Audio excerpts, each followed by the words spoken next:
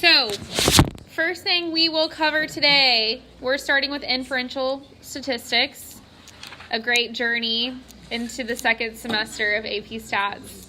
I'm just so excited for you guys. I'm going to start crying. I'm just so excited. Oh, no. I know. Okay. I know. The video, thank you. That's not in the Actually video. gonna write something on the board now. Okay, a parameter. Shh. Who can tell me what a parameter is? Like just generally? Yes.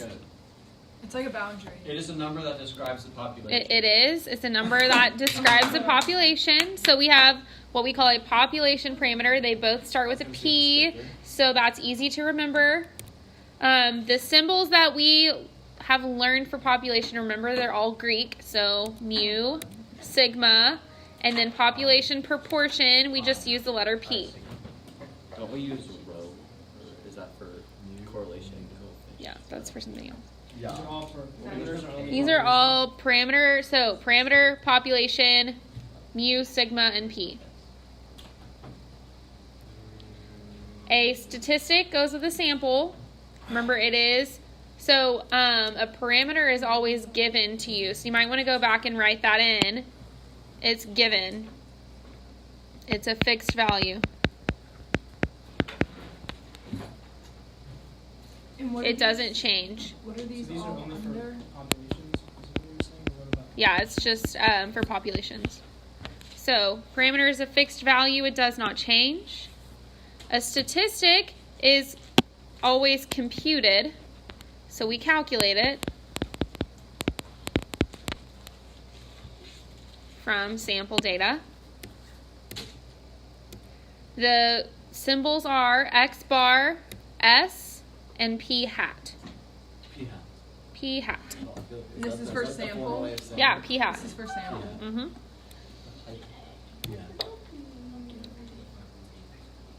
So when you take a sample, it could vary, meaning like so if everyone in here, if I told you to flip a coin 20 times and record the number of times you land on heads, would everyone in here get 10? No, everyone's probably going to get something different. It's going to vary. We call that sampling variability. So I want you to write that out to the side. Sampling variability just means that when you take a sample, you don't get the same results. You don't always get the same results. And they may not always match. So you would expect to get 10 out of 20. But that doesn't necessarily mean that you will get 10 out of 20. So kind of the same experiment that I recorded. So if we actually did this, so if everyone in here flipped a coin, recorded the number of times, number of times that they landed on heads out of 20, and I created a dot plot. So let's say everyone in here did it 3 times. What kind of shape would my dot plot make, would you say? Shape. Single hump. with Bell the- shape. Bell shape, symmetrical, because most of us would be centered around 0.5, like around 10 out of 20. And then you would have high frequency out to the side, maybe 1 or 2 outliers, maybe somebody got 20 out of 20. How do you calculate an outlier again? 1.5 times IQR. 1.5. IQR. And then you add that to the Q1 plus 1 point, or Q3, Q1 or you minus- subtract Q1. Q1 plus. You won't have and to then do that in Q3 this minus. chapter. I Q1 forgot. minus I forgot how to on the Q1 line. minus Q3. Yes. No. So I would think that it would be symmetrical. Not everyone's going to get the that's same IQR. results, but it's going to That's how you know. be close to the actual average, which would be 10 out of 20. And remember the law of large numbers, like if you kept doing it over and over and over and over and you averaged those, more data that I have, the closer the average will be to what the actual proportion is, which is 10 out of 20 or 0.5.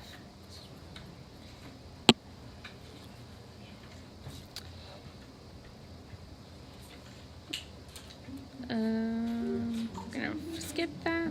Okay, a sampling distribution. So I'm gonna read you the formal definition because you do need to memorize it, but then I'm gonna try and break it down to where you understand it more because this is just a lot of formal language. So I want you to write next to it, I want you to put memorize. Which part? You're going to memorize the definition. However, it may not make a whole lot of sense the way that it's written here as opposed to like how I'm going to explain it. So sampling distribution of p hat. The distribution that would be formed by considering the value of a sample statistic for every possible different sample of a given size from a population.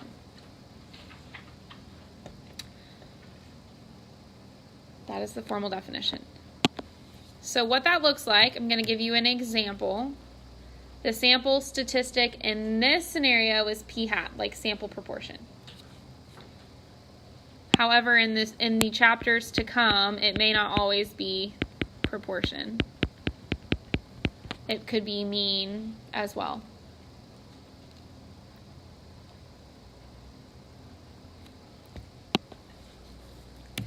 Okay, so imagine this scenario where I have a population of 6 people. A, B, C, D, E, and F. Alice, Ben, Charles, Denise, Edward, and Frank. So here are my 6 people. I'm keeping the population small so that I can show you what it looks like on a small scale. But in every scenario that you'll see on a test and stuff, it'll be on a really, really grand scale. So I'm going to like shrink it down, show you the long way of how it works, and then hopefully that'll help you understand on like a grand scale of what it looks like. And so if we are interested in the proportion of females, then that is called my parameter of interest. So what I'm trying to figure out. How many females compared to males? Right. So based on my population, I can calculate that, or it's out of the 6 people, how many of those are females? Never tell these things. No. 2. Well, we don't want to assume their gender. So I get it. Charlie. I get that. Do you have to simplify the whole thing? Yes. So the proportion is 1/3 because we have Alice and we have Denise, and they are both females. So we know. So with that, why do I use P instead of P hat? Like, why is this P equals 1/3? Because Observed. that's excluded. It's predicted. It's all. Because it's my population. Because it's my population. So it is information about the population. My population are these 6 people right here. I thought hat meant predicted. Hat means predicted, but we don't have a hat here. No, it's P equals 1/3. Okay, but on here there's a hat on the other one, like the sample ones. Right, but we're not taking a sample yet. Okay. This is the Yeah. whole. We are not taking a sample yet. Okay. So this is about the population, so we use just a P because my population are the 6 people. Out of the 6 people, 1/3 of them are females. So P equals 1/3. Now, from this sample of 6 people, I want to take from this population of 6 people, I want to take a sample of 2 people. So let's select samples of 2. How many different samples are possible? The way that I could figure that out would be 6C2. That's just how many different samples are possible. If I have 6 people and I'm choosing 2 at a time, you end up getting, so there's 15 possible combos. And that would be like putting AB together, AC, AD, AE. You end up getting 15 different possible samples. So if I were to list out all of the 15 combinations, here they all are. I think that's it. Okay, here they all are. So Alice with Ben, Alice with Charles, Alice with Denise, all of them. So these numbers represent, or these people represent all combinations of n equals 2, so of sample size 2. If I said n equals 3, like sample size 3, then you would have like ABC, ABD, ABE, and you would list out all of those, and there would be even more. And then the number to the side is, so within Alice and Ben, I'm going to count out of 2, how many of those are female? 1 out of 2. So 1/2. 1/2. 2 out of 2, Alice and Denise. 1/2, 1/2, 0 out of 2. And it goes all the way down. So these numbers each represent individually my sample proportions. So these are all p-hats. P-hat, p-hat, p-hat, p-hat. All of these are sample proportions because each one of these are samples of 2. All the way down. All of these p-hats represent a sampling distribution of p-hat. So the p hat is the fraction. Mm-hmm. Wait, what was All of those are p-hats coming was the second one from. and the first one was different, or is it just continuing? It's just continuing. Yeah, these. It's like one big list.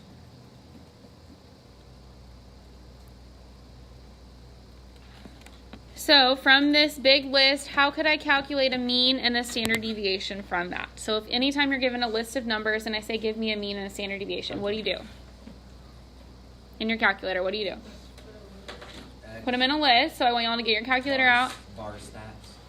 I want you to put all these into list 1.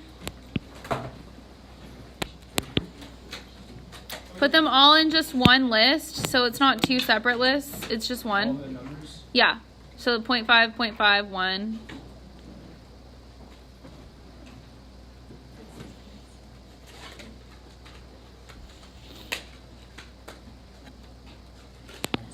I'm not ever going to make you make a graph out of these. We might do some together, but like let's say that I wanted to make a dot plot.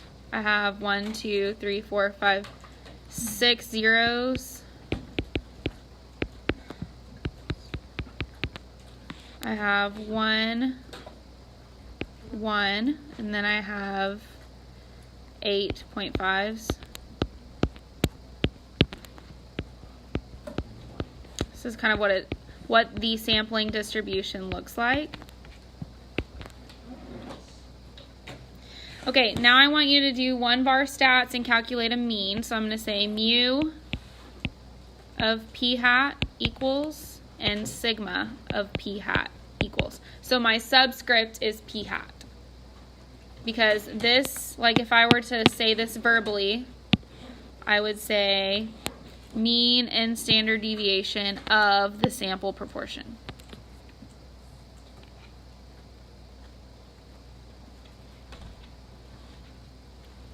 So my mean is what?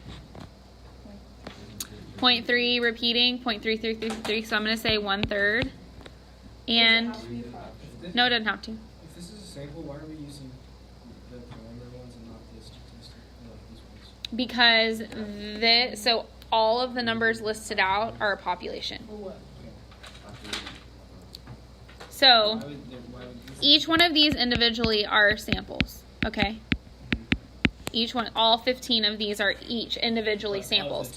When you put them all together, it creates population. It creates a sampling distribution, which in turn is a population data. Because these are all the possible combos, all of them. So when you have all of the possible combos, it creates population data. Okay. Wait, then why do we use p hat? It's the mean, it's the averages of all of the samples. So that's what this p hat right here indicates, all of the samples. and all the samples make up the population? Exactly. So then what is the standard deviation? 0.29814. So what do you notice about this 1/3 comparing it to the original data? The original population. It's the same, like it's the population is the same. You probably will not find a pattern with standard deviation. That's okay. I may or may not give you a formula for that. Wait, so do we leave it? Do we put 1/3 as an answer? Do Mhm. we have to? Yeah. You can't put a decimal. You can put 3 through repeating. That's And fine. then the mean of the p hat is always equal to the mean of the number. Yes. So if I wanted to change my sample size from 2 to 3, I have 20 possible combos. I'm not going to make you list all of them out, but I am going to ask you to predict, what do you think that the mean would be? Same. The same, yes. The standard deviation is 0.2108. Again, you're not going to find a pattern yet, but I will show you. Those were more large numbers. So, formulas for mean and standard deviation. I'm never going to make you list all of them out. That was just a little activity to show you the long way of how it works. You will be given these formulas on the formula chart, so you don't even have to memorize them.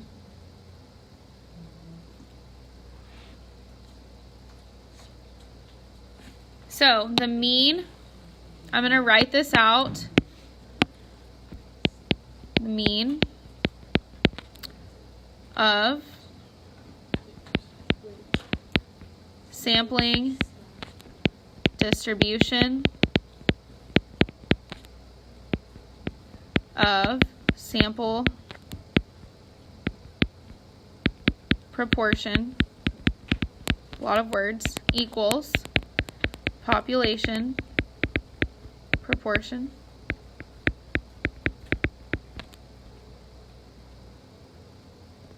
So basically, the mean of your sampling distribution equals your population proportion, because that's what P is. And this will be given to you in the problem. So it'll always be given to you in the problem. The same way that this was here. Yeah. The only hard part about it is that you have to know that it equals it. There's no computations involved. You just have to know. The standard deviation is equal to the square root of P1 minus P over N. And N is your sample size. Oh, so rule 1 is given. P is always given. You have to do a little bit of calculating.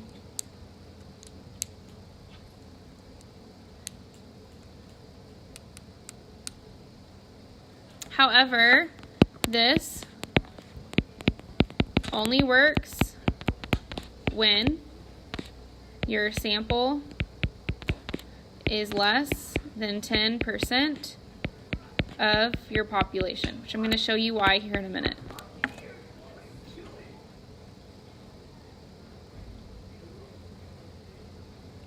Which happens like 99% of the time. I've never seen an example, except for the ones we do in this PowerPoint, where your sample is not less than 10% of your population.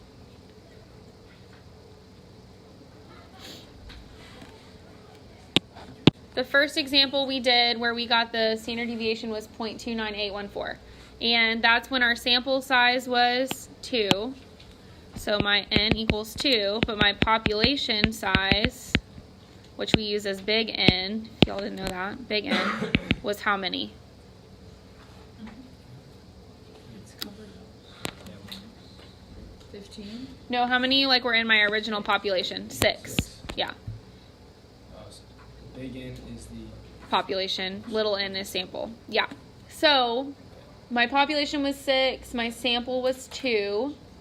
And so taking 2 out of 6, that's a lot more than just 10% of the population. 2 out of 6 is a third. So I'm using a third of the population when I take my sample. If I use the formula for standard deviation, it comes out to be 1/3, not 0.29814, which is what the calculator told me it was. And so the calculator is obviously right. So the formula doesn't work when your sample is more than 10% of the population. Why? Because we have to use what we call, so in this scenario, which is very, very rare and hardly ever happens, but I do need to show you just in case it shows up on the AP test. And so think about when your sample is more than 10% of your population, so 2 out of 6 is more, then you have to use what we call a correction factor. So I want you to just circle that word. Correction factor. It's covered up. Okay, then write it out to the side. So you're going to take your formula and you're going to multiply a correction factor, and that will make it be correct. You do not need to memorize the formula for the correction factor. You don't need to know how to do it. You just need to know. So what I want you to understand is you need to know to use correction factor when sample is greater than 10% of population. I'm never going to make you do it, never going to make you show it mathematically. I just want you to understand that if your sample is less or greater than 10% of your population, this formula does not work, and you must multiply by a correction factor to fix it. You won't ever have to do it. You just need to know conceptually that that's why. Yeah. So on the one where we pick 2 out of the 6, is that more than 10%? Right. So this is an example of showing multiplying by what this is. This is the correction factor. In -1. Kind of. Then it becomes correct. So instances where I've seen the correction factor come in play has been like a multiple choice question where it'll say, why doesn't this standard deviation equal what it should? And then you have to know the rule that less than 10%. So you want your sample to be less than 10% of your population, which almost always happens because more than likely your population is going to be people in the world or animals in the world or something. I mean, it's going to be a ginormous population, so it's almost impossible to get a sample that's more than 10% of that. So I don't see it happen very often.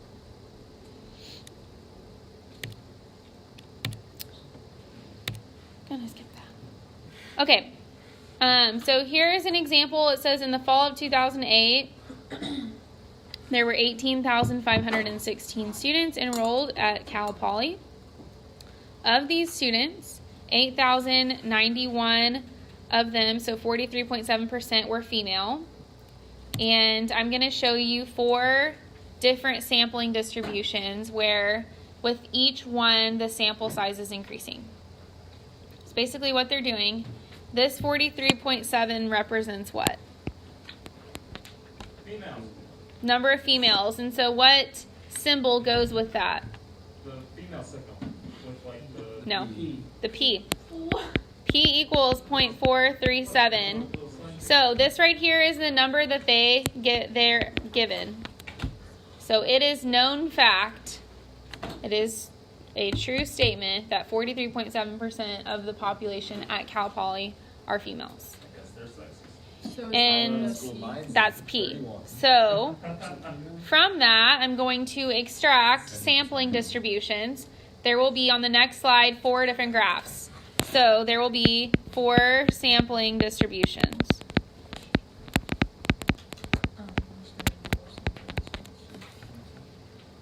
So each graph is going to represent a different sampling distribution. And what that looks like is, so like for n equals 10,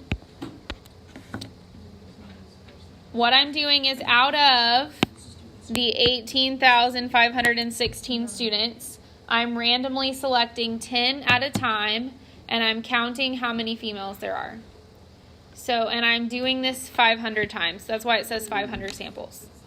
So I'm taking 10, Per 10, thing? 10, 10. Yes. like 10 to 10 to 10, 25, 25. Yeah. So I'm doing 10, 10, 10, 10, 10, 10, 10, 500 times. I'm doing 25, 25, 25, 25, 500 times. But that's why the computer program's doing it.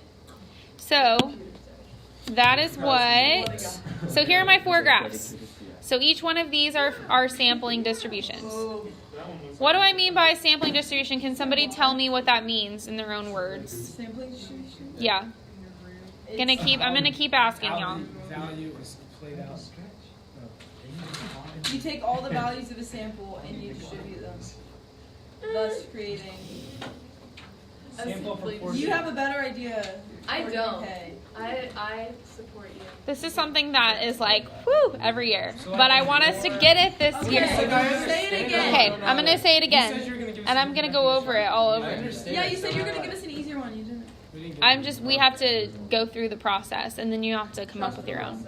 So, sampling, what a sampling distribution is so imagine, just envision, I have all of my 18,000 students. A sampling distribution, imagine I have 18,500 students, whatever the number is. I have that many students, that is my population. So, big funnel. I've got nope, that's a highlighter. I've got my population, which is 18,000, 18K. It's actually Within that, a sampling distribution means that I'm going to take samples of 10, let's say, and it can be any size, so it's not just limited to 10. I'm taking samples of 10 over and over and over. I'm doing it so many times. And a sampling distribution means that it is all possible combos of 10. All possible combos of n equals 10. And I don't even know how many that is. That would be 18,000, choose 10 in your calculator. A lot. So imagine every single possible combo of 10. And then with each one of those, so if I get the first sample I take of 10 people, I'm going to count how many females I get. So you're going to get a decimal each time. So I get 0.4, 0.5, 0.7, 0.8, and I'm writing out all of the proportions of females. So I've got p hat, p hat, p hat, p hat. That's my sampling distribution. So that's just all the data. That's just all the data. So it's just the data pulled from the whole population. But it's all of the data in sets, all possible combinations of a sample size. But what did you after? All possible combinations of a specific sample size. Where do you get the sample sizes? So I say, list out all the possible combos of sample size of 5 from my population. So you list them all out. And then you take the proportions within that. Okay, so here we have, I'm erasing this. So here we have sampling distributions for sample size 10, 25, 50, and 100. Do they have to be graphed? No. You'll never graph them. I'm just showing you what they look like. So here they are. What do you notice about the centers? I think they're all about the same. They're all centered about where? The center. 0.437 about? Would you say that? Oh, yeah. Yes. So, yes, they are centered about 0.437. I did not. Because remember that the mean of my sampling distribution equals P, and the problem P is what? 0.437. Wow. Yes. So you don't have to be able to read that graph. You just have to know that my mean always equals my population proportion. So then, Gotcha. the next thing, like, So then the next thing, what do you notice about the standard deviations? What's the happening? more you do, the closer and the less the standard deviation. The bigger the sample, so larger n equals smaller standard deviation. What does it say? Larger sample size equals smaller standard deviation, which makes sense because the formula is P1 minus P over N. If my denominator is N, the larger the denominator, the smaller the number, right? Inverse relationship. So the shape of all of these, the shape is approximately symmetrical.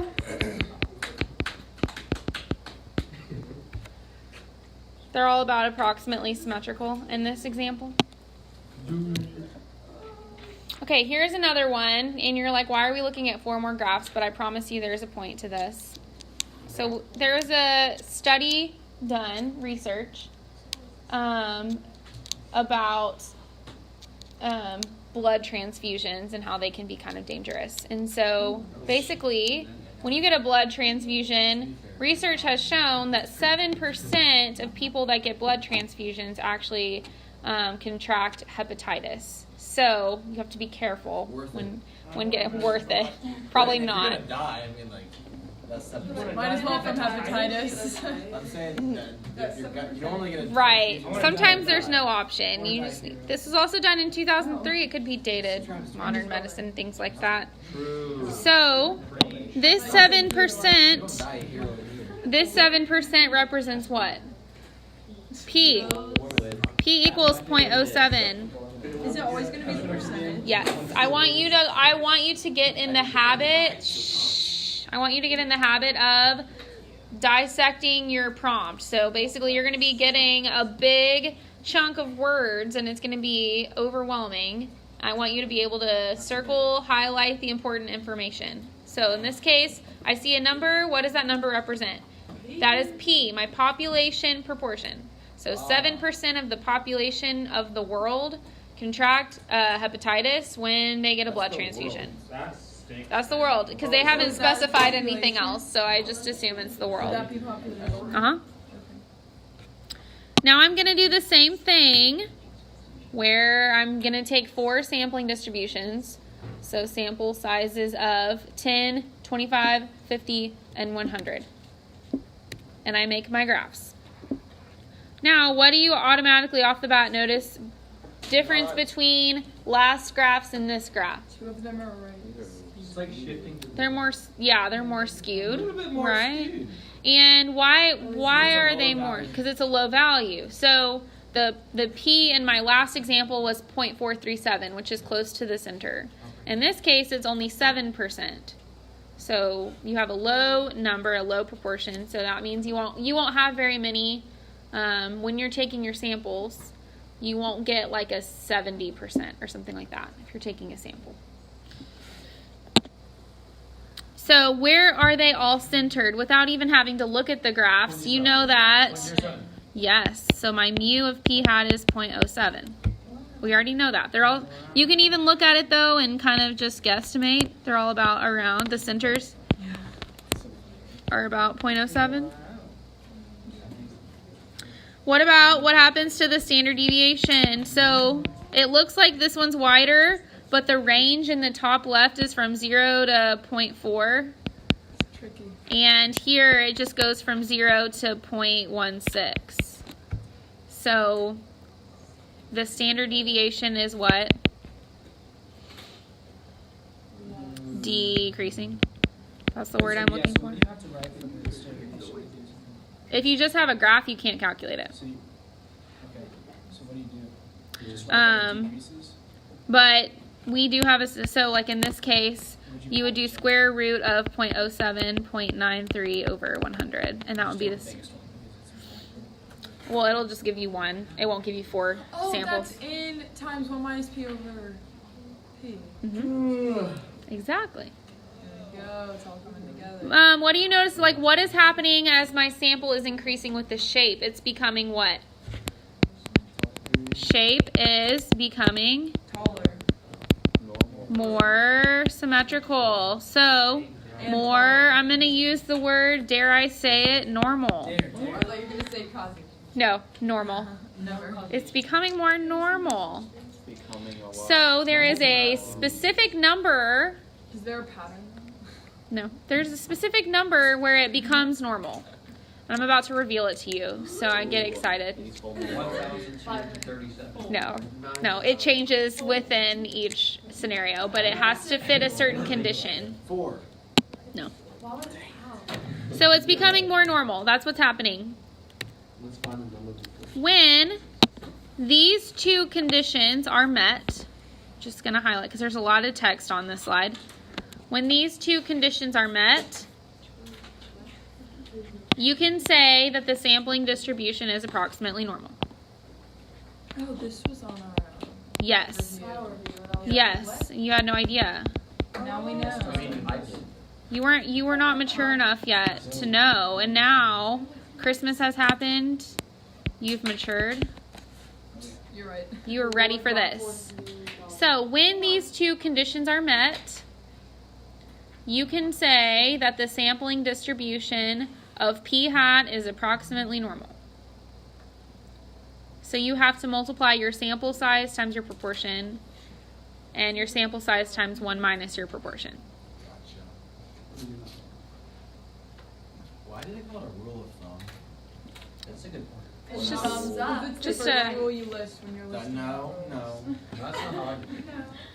I don't If I know. list with like, Conservative I rule. know, like, I'm thinking Here we are. We have like a sample size of 10, probability of 10%.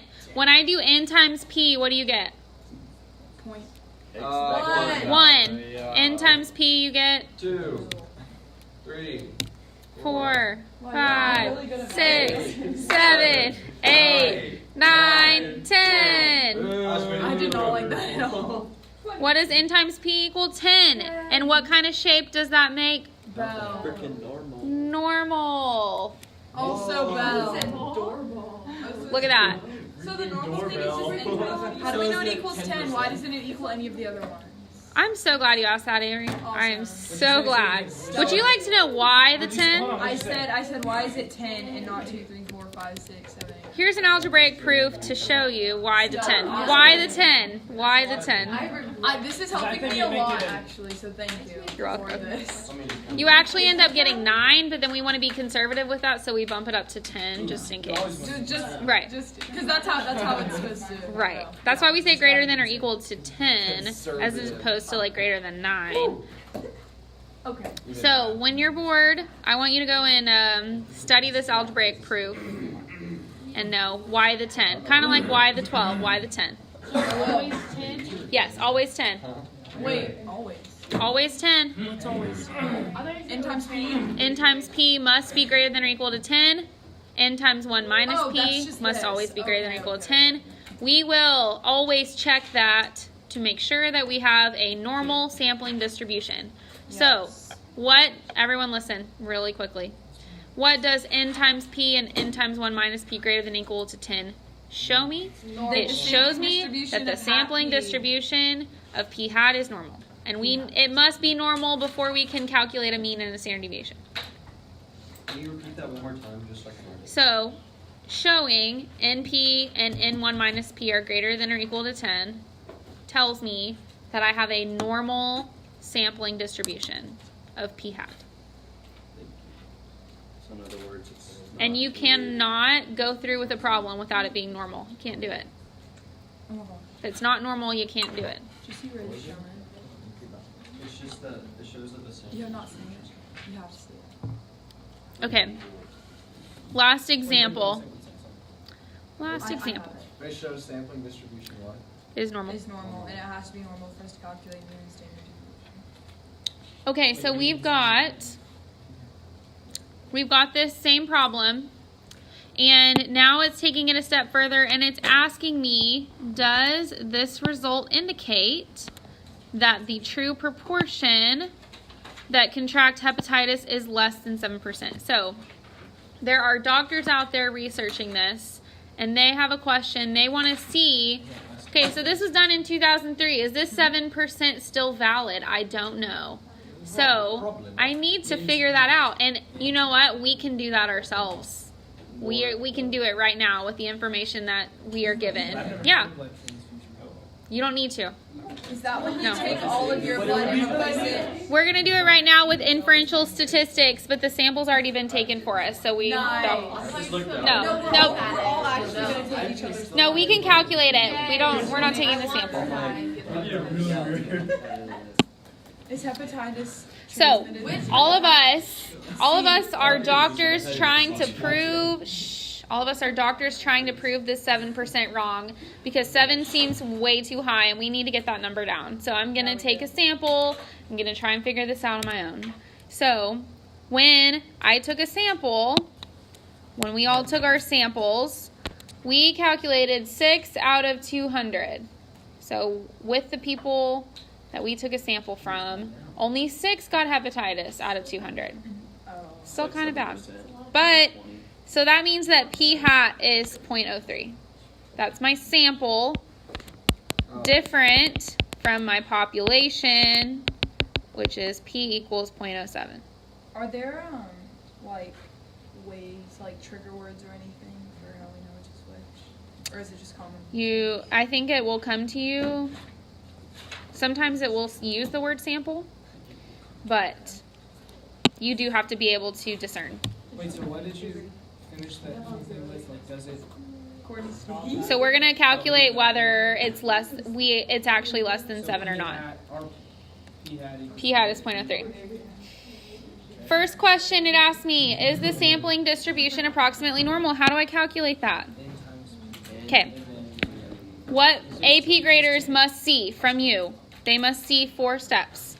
You must write NP. My N in this what is my sample size? 200. My P is 0.07. You end up getting what? 14. And that is greater than or equal to 10. Check. How many steps is that? 4. So that's all 4. 1, 2, 3, 4. So AP graders check all 4 of these boxes.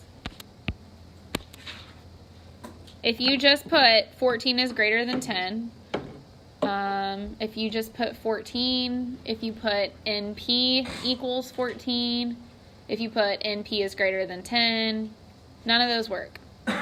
You must have all 4 parts. So if you did.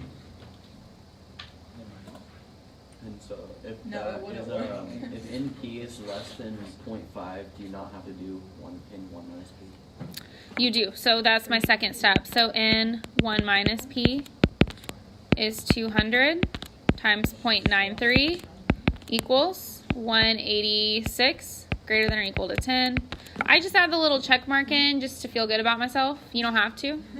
I just kind of like check, like that. Googling. Just Googling. Haha.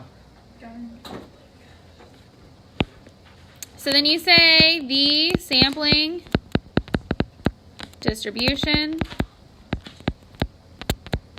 of p hat is approximately normal. This said yes, we can use normal approximation. Is that also acceptable? That is acceptable, but I like writing this better. You'll see that I do things in my own way sometimes because I want us all to be on the same page, because when I grade it, it makes life easier. So I use specific language. So usually I would say write down what I write down. The PowerPoint goes rogue a little bit sometimes, and I don't always agree with it. I know. It's just not tight enough. It's kind of loosey-goosey. So, Whoa. what is the N in parentheses 1 minus P? So you check both of them? You have It's to just another way. you have to do both of them. Yes, you must check both. You must check both. Even if one of them is like greater than Isn't the other one just gonna be- 0.5, Oh, I get and it. then You must check both. Yeah, I said. But if one is below 10, wouldn't the other have to be above it? Or at least. Probably, but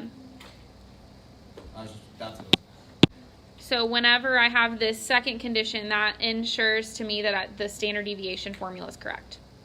Otherwise, you'd have to do the correction factor thing. So you have to write. You have to write both of them.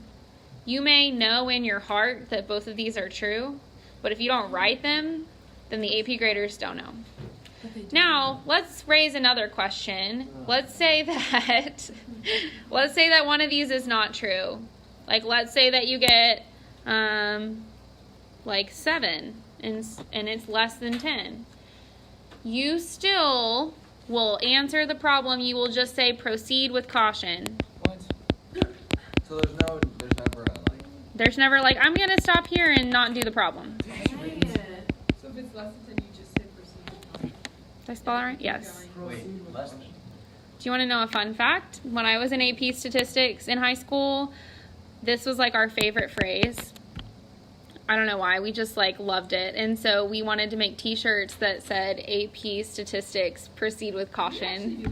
No, I said Who would every get- time we you can have make it really a cute. problem with Okay. proceed with caution, you have to yell it. I have a question. I don't think you'll ever have to proceed with caution. An AP test will never make you, like an AP test will never give you a problem where the conditions are not met. Just I'm imagine just like, gonna if throw you that test out there. More than 10% or what? Right. That's if one of these two don't work. Well, just So imagine less, like then you're- it would be less? Yeah. That would mean like your sample is greater than 10% of your population, or you get NP and 1 minus P that's less than 10. And you write that on the exam? Proceed with caution. Thank you. most I did not get that in. It's not recorded. No. Okay, what are the mean and the standard deviation? Let's figure that out. or the other one. Using our formulas, because all my conditions are met. What do I need to do? My mean is 0.07. My standard deviation is 0.07, 0.93 over 200. The formulas. So mean is P, and standard deviation is square root P, 1 minus P over N. And you end up getting 0.018. Nice. So now to actually answer the question that has been raised. So as a 7 million Yeah. questions to be raised. no, this is the only question that it asked me. It's just all the steps I had to go through to get to answer the question. So it says, does this result indicate that the true proportion of patients who contract hepatitis is less than 7? So can I prove this 2003 research article wrong by the sample that I took? And so what you'll need to do, we've gone through all of the steps to get to that point where we've checked the conditions, we've calculated the mean and the standard deviation. So my mean is 0.07, my standard deviation is 0.018. And now I want to see, like, is it less than 7% or not? So basically, is my sample that I took likely to happen or unlikely to happen? If it's unlikely to happen, then I can prove it wrong. If it's likely to happen, then it could just be sampling variability. So we have already discovered that we have a normal distribution. The sampling distribution is normal. When I took my sample, what was my population, or what was my sample proportion? How much percent? P hat. 0.03, right? Oh, got it. That when I took my sample of 200. I'm using this sample to prove the research article wrong. When I took that sample, I got 0.03. So I want to find, like, what are the chances of getting 3% or anything below? And using our calculator, we know how to find the area under a curve, right? Using our fancy, area. yes, we know how to do that. Using our fancy schmancy calculator, what calculator function is that? Normal CDF.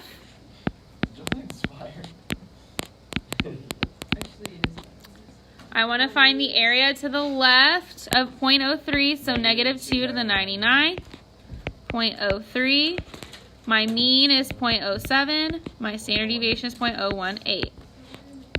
Miss Thornhill, this has -1 to the 99. And that's what That's the same thing. Has -1. If it looks like this, that's like saying 10 times, or 10 to the, The E is 10 times. yeah, like 1 times 10 Instead of to the 99th power. That's what this E is, times 10. Same thing. just do -2 to 99. So what do you end up getting? 0.0132. So is that a small probability or is that a large probability? Small. Really small. If you get a number, so we will do a lot more with this next chapter, but for right now, this is as far as it goes. I'm going to tell the researchers or stats questions will give you like a set percentage that if it goes above that, then you cannot prove it wrong. If it goes below that, then you can. I'm going to say right now that 5% is the number. 5% is the number. If it's anything less than 5%, then I'm going to say that it's unlikely to happen. So if my sample is unlikely to happen, then yes, I can prove that the true proportion is less than 10%. So if it's unlikely to happen, then yes, proportion is less than 7%. So So if it is, wait, if If it's unlikely to happen, less than less than 5%. 5%, I can prove that it's less than 7, because the research article says it's 7%. I took a sample and I got 3%. So it's not just for the So specific you one. split it? That's not universal, that if it's less than 5%, you can prove it. no, hold on. 5% is universal for right now. Oh, so that's Yes. 5% always there. Yeah, this number right here, you are comparing to the 5%. So it is less than 0.05 And so if it is, you want it to be less than 0.05. to prove it wrong. If it's greater than 0.05, then it's not unlikely to happen. It could have just been that I had sampling variability. Okay? That wasn't too bad.